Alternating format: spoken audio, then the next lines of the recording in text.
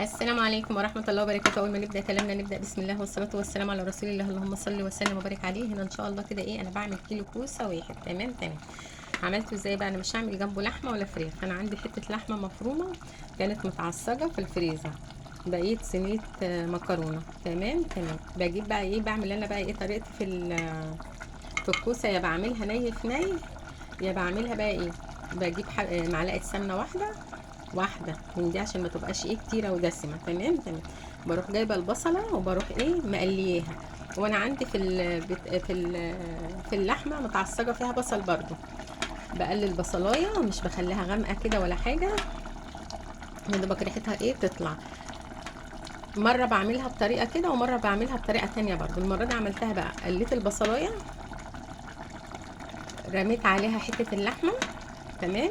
قلبتها تقليبه كده مع البصله، بس بعد البصله ما خدت التشويحه بتاعتها المظبوطه، عشان اللحمه كده كده مستويه ومتعصبه وتمام. حطيت، جبت الطماطم، رحت حطاها. كيلو الخضار يا جماعه بياخد نص كيلو طماطم بالظبط.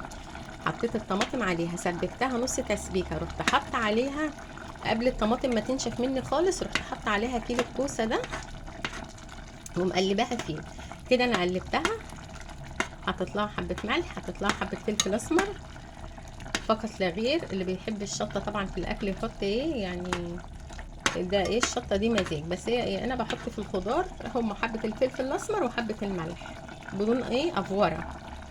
بس كده انا حط كده، ما فيهاش لسه ميه خالص.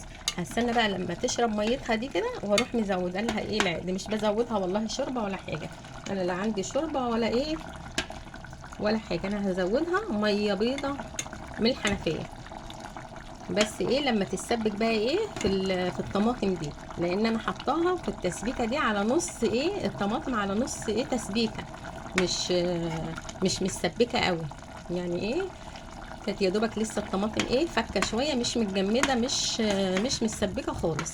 ورميت عليها الكوسه وقعدت اقلبها كويس كده، قلبتها كده كتير. انا هسيبها بقى، هغطي عليها واتابعها على ما انضف المطبخ كده حواليا. بروح شايفاها شربت بقى الطماطم دي كده، بروح حاطه لها العقد بتاعها كده. بقى العقد بيظبط معاكي، بدل ما تقلي وتحط الطماطم والطماطم تنشف خالص وبعدين تحطي ميه.